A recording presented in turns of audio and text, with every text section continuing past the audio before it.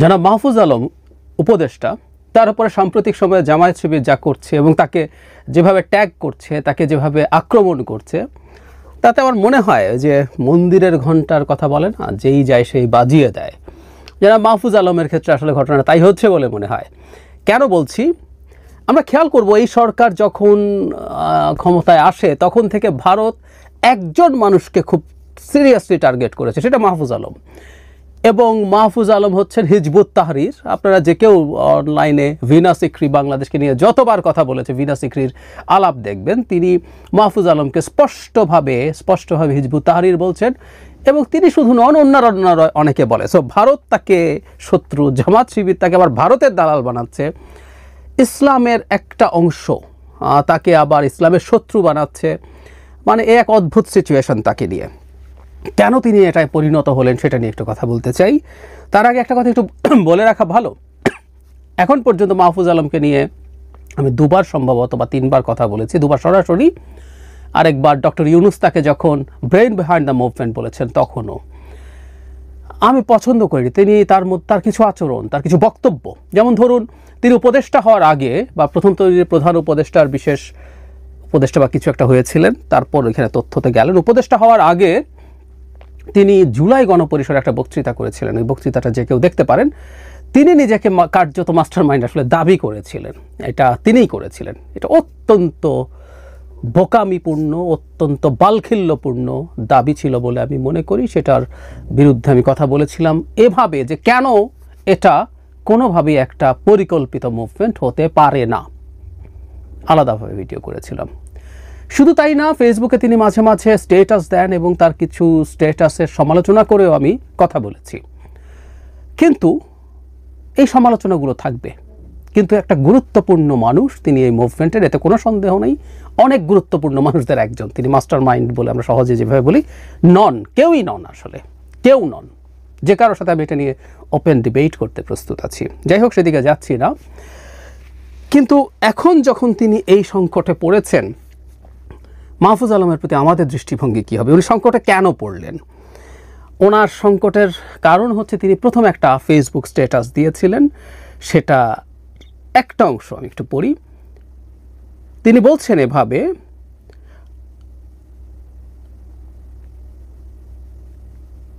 একাত্তরের প্রশ্ন মীমাংসা করতেই হবে, যুদ্ধাপরাধের সহযোগীদের ক্ষমা চাইতে হবে, বাংলাদেশে রাজনীতি করতে হলে পাকিস্তান পন্থা বাদ দিতে হবে, পাকিস্তান এদেশে গণহত্যা চালিয়েছে, সহযোগীদের ইনিয়ে বিনিয়ে গণহত্যার পক্ষে বয়ান উৎপাদন বন্ধ করতে হবে, জুলাইয়ের শক্তির মধ্যে ঢুকে স্যাবোটাজ করা বন্ধ করতে হবে, সাফ দিলে আসতে হবে।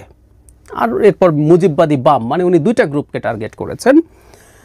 কি সমস্যা হয়েছে আমি ঠিক বুঝলাম না। মানে উনি এখানে তো জামাত শিবির টিবির বলে নাই, তাই না? উনি বলেছেন যারা পাকিস্তানকে ওই গণহত্যা সমর্থন করেছে।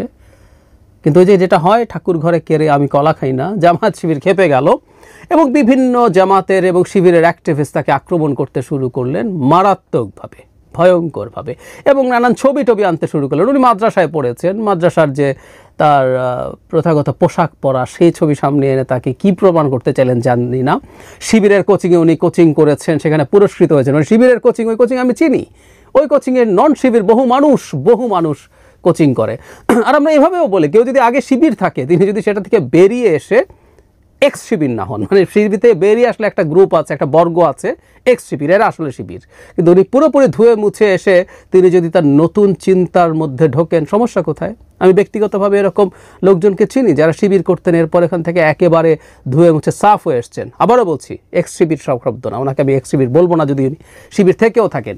কিন্তু তারা এগুলো আনলেন এবং তীব্রভাবে আক্রমণ করতে শুরু করলেন। শুধু তাই না, তাকে নিয়ে একটা কথা রটানোর চেষ্টা হলো, সেটা হচ্ছে আওয়ামী লীগকে নিষিদ্ধ করা নিয়ে ক্যাবিনেটে যখন আলোচনা হয় তখন নাকি মাহফুজ আলম সেটার বিরোধিতা করেছেন, উনি নিষিদ্ধতা চাননি, এরকম একটা অভিযোগ। ফলে অনেকেই হুমড়ি খেয়ে পড়ে। আমি পরে দেখলাম আরেকজন ছাত্র উপদেষ্টা জনাব আসিফ মাহমুদ সেটাকে নাকচ করেছেন, তাকে স্ট্যাটাস দিতে হয়েছে এবং মারাত্মক আক্রমণের মুখে তিনি পড়েন। এরপর তিনি যেটা করেছেন, আমি মনে করি এটা বোকামি, বয়সের দোষ, ঠিক হয়নি তার স্ট্যাটাসটা ওভাবে দেয়া। উনি বিরক্ত হয়েছেন, কিন্তু স্ট্যাটাসটা উনি পরে ডিলিট করে দিয়েছেন কয়েক মিনিটের মধ্যে। কিন্তু যেটা হয়, এটা স্ক্রিনশটের জমা নয়, স্ক্রিনশটটা ছড়িয়ে পড়ে চারদিকে। তিনি লিখেছেন, আমাকে নিয়ে নোংরামি করতেছো, ঝামেলা নাই, ফ্যামিলি টাইনো না, যুদ্ধাপরাধের সহযোগী রাজাকারেরা, এটা লাস্ট ওয়ার্নিং। আর যে চুপা শিবিরে সরকারের পদ বাগাইছো আর বিভিন্ন সুশীল ব্যানার খুলে পাকিস্তান পন্থা জারি রাখছো, তোমরা তোমাদের পূর্বপুরুষ রাজাকার আর দালালদের তুলনায় অধিক ভুগবা। যারা বিতর্কের এবং গালাগালির লিমিট জানে না তাদের আমি সহনাগরিক মনে করি না। পাকিস্তানপন্থীরা যেখানেই থাকবে সেখানেই আঘাত করা হবে, আমৃত্যু। ঢাবিতে এই রাজাকারদের আগে ঠেকানো হবে। যারা এদের স্পেস দিছে তাদের জন্য গত 50 বছরের তুলনায় অধিক জিল্লতি অপেক্ষা করছে। একজন উপদেষ্টা, তিনি রাষ্ট্রের দায়িত্বে আছেন, তিনি তার ব্যক্তিগত ক্ষোভ যেভাবে উগরে দিয়েছেন অত্যন্ত অ্যাগ্রেসিভ ভাষায়, এটা খুবই অসৌজন্যমূলক হয়েছে আমি মনে করি। তারা রাজনীতিতে আছেন, সরকারে থাকা মানে রাজনীতিতে থাকা, এবং সমস্ত রাজনীতি করবেনও অ্যাক্টিভলি। এরপর গায়ের চামড়া মোটা করতে হবে। কিন্তু তিনি আসলে সম্ভবত খুবই অস্থির বোধ করেছেন এই কারণে।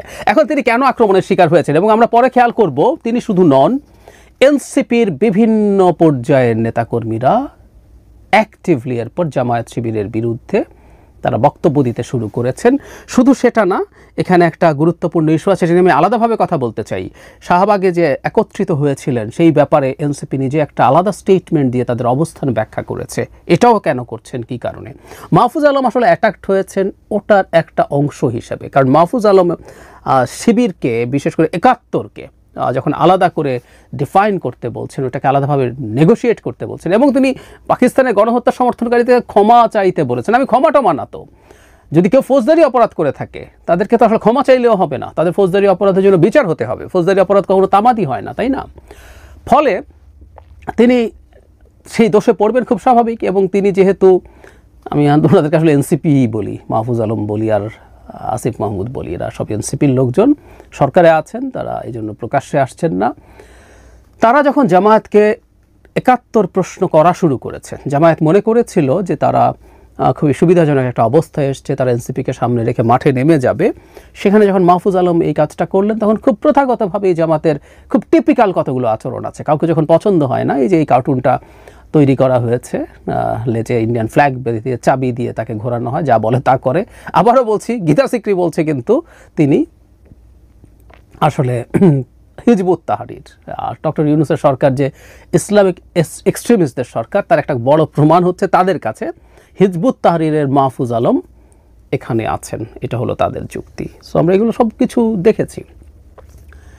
কেন এটা হচ্ছে এর মধ্যে যুক্ত করেছিলাম, তিনি একবার ইসলাম নিয়ে কয়েকটা মন্তব্যের জন্য, ইসলামের একটা ইন্টারপ্রিটেশন, আমি কট্টর বা র্যাডিক্যাল বলছি না, ইসলামের অনেকগুলো ইন্টারপ্রিটেশন আছে, সত্যিই আছে। আমি বহুবার বলি যে যারা মাজার ভাঙছেন তাদেরও একটা ইন্টারপ্রিটেশন আছে, যারা মাজার ভাঙার প্রতিবাদ করছেন তাদেরও একটা ইন্টারপ্রিটেশন আছে, যারা কিন্তু এক পক্ষ তো আরেক পক্ষকে টলারেট করছে না। ফলে মাহফুজ আলম যখন বিভিন্ন ইন্টারপ্রিটেশনের আলাপ আনছেন, তখন এক ইন্টারপ্রিটেশনের মানুষ আবার তার বিরুদ্ধে ক্ষুব্ধ হয়ে গেছেন। আমি শুরু করেছিলাম যেটা তিনি মন্দিরের ঘণ্টায় পরিণত কেন হয়েছেন। আমি সোফার যা দেখছি, মাহফুজ আলমের চিন্তা নিয়ে কেউ প্রশ্ন করতে পারেন, চিন্তাকে ভুল বা সঠিক কেউ বলতে পারেন, কিন্তু তিনি একটা নির্দিষ্ট চিন্তার মানুষ এবং তিনি সেটা প্রকাশ করছেন সাহসিকতার সাথে, কখনো কখনো ইম্যাচিওর্ড ওয়েতে করছেন। তিনি ক্ষমতায় থেকে, দায়িত্বে থেকে, সরকারে থেকে এটা পারেন কিনা এই প্রশ্নগুলো আসতে হবে। কিন্তু তিনি এই যে এনসিপি একটা আলাপ করছিল যে তারা একটা মধ্যপন্থার কথা বলে, আমি ধারণা করি মাহফুজ আলম চেষ্টা করছেন এই মধ্যপন্থাটাকে আপহোল্ড করতে। এই আপহোল্ড করা মধ্যপন্থার সংকটই এটা। র্যাডিক্যাল রাইটরা চাইবে তাদের দিকে যাও, তুমি আমার মতো করে কেন বলছো না, র্যাডিক্যাল লেফটরা চাইবে তুমি আমার মতো করে কেন বলছো না। ফলে তিনি সব পক্ষেরই আক্রমণের শিকার হওয়ার সম্ভাবনা থাকে, তিনি সেই ঘটনাই করেছেন। এবং জামায়াতের সাথে আসলে তিনি একটা খুব গুরুত্বপূর্ণ জায়গায় ময়দানে নেমে গেছেন, এবং এই ময়দানে নেমে যাওয়াটাই তার, আমি সরি এটা টেকনিক্যালি ঠিক না, এনসিপিকে তার দল বলা ঠিক হবে না, কিন্তু এনসিপির সাথেও সেই সংঘাতটাকে সামনে এগিয়ে আনা হয়েছে।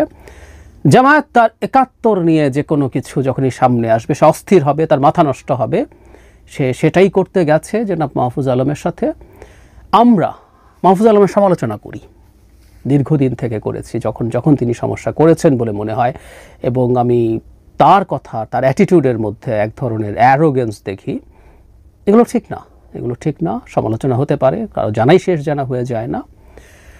কিন্তু এই প্রসঙ্গে এবার তিনি এটা নিয়ে যেটা করেছেন, ওই সেই পরের স্ট্যাটাসটার কথা বলছি যেটা উনি ডিলিট করে দিয়েছেন, উনি নিজেই রিয়ালাইজ করেছেন যে এটা ঠিক হয়নি, এ ধরনের কাজে তাকে সতর্ক থাকতে হবে। কিন্তু ৭১ নিয়ে তিনি যা বলেছেন আমরা ভীষণভাবে তার পক্ষে আছি। যারা মাহফুজ আলমকে হুমকে দিচ্ছেন, যারা মাহফুজ আলমকে এটা করবেন সেটা করবেন বলছেন, ইত্রামি করছেন, এগুলো বন্ধ করতে হবে, এগুলো বন্ধ করতে হবে। বাংলাদেশের রাজনীতি করব, কিন্তু বাংলাদেশের অস্তিত্বের সময়টা আর স্বীকার করি না, বাধা দিয়েছি এবং সেটা নিয়ে কোনো রিপেন্টেন্স নাই। আমরা প্রায় অনেককে বলতে শুনি আওয়ামী লীগের কোনো অনুতাপ নাই, ক্ষমা নাই, জামায়াতেরও তো নাই। তো তারা যদি মনে করেন সেটা ছাড়াই রাজনীতি করা যাবে, সেটাকে চাপা দেব ২৪ দিয়ে, যেহেতু ২৪ আমার খানিকটা প্রভাব আছে, খানিকটা, যদিও তারা ভাব ধরেন সব কিছুই তারা, সরি, খানিকটা প্রভাব তাদের যেহেতু আছে, সুতরাং ২৪ দিয়ে ৭১কে ধামা চাপা দেব। No way. মাহফুজ আলম এরকম আরও অনেকেই, প্রত্যেকটা গুরুত্বপূর্ণ পয়েন্ট, ৪৭ আমাদের জন্য গুরুত্বপূর্ণ। মজার ব্যাপার, সেই সময় জামায়াতিরা পাকিস্তান চান নাই, তারা চেয়েছেন ভারত থাকুক। প্রত্যেকটা জায়গায় তারা বিট্রে করেছে জাতির সাথে। আমাদের ৪৭ গুরুত্বপূর্ণ, ৪৭ আমাদের স্বাধীন রাষ্ট্র হওয়ার পথে প্রথম পদক্ষেপ। আমরা প্রথম স্বাধীন রাষ্ট্র হয়েছিলাম, নাগরিক হয়েছিলাম ৪৭-এ। তারপর আমাদের ৭১, প্রত্যেকটা ল্যান্ডমার্কস, আমাদের ৯০, আমাদের ২৪, প্রত্যেকটা গুরুত্বপূর্ণ। এবং আমি আগেও বলেছি, আমি একটা কলাম লিখেছিলাম যে ভবিষ্যতে বাংলাদেশে যতগুলো ন্যায্যতার লড়াই থাকবে, আমাদের যতগুলো লড়াই, আবার যদি কখনো গণতন্ত্র সমস্যায় পড়ে বা অন্য কোনো ইস্যুতে সমস্যা, আমরা যতবার আমাদের সেই লড়াইটা করবো, এটা ৭১-এর এক্সটেনশন। আমরা সাম্য, মানবিক মর্যাদা, সামাজিক ন্যায় বিচারের জন্য যে রাষ্ট্র তৈরি করতে চেয়েছি, সেখানে যখনই বাধা আসবে, যখনই আমরা লড়াই করব, ওটা ৭১-এর একটা এক্সটেনশন। ৭১ বাদ দিয়ে ১০০, ২০০, ৫০০ বছর পরও আসলে বাংলাদেশ হবে না। যদি এটা অন্য ল্যান্ড হয়ে যায়, অন্য কারো দখলে চলে যায়, সেটা আরেক আলাপ, কিন্তু এর আগ পর্যন্ত হবে না। সুতরাং মাহফুজ আলমের সাথে আমরা সলিডারিটি প্রকাশ করছি, আমরা মাহফুজ আলমের সাথে আছি, মাহফুজ আলমের এই বক্তব্য আমরাও আপহোল্ড করি।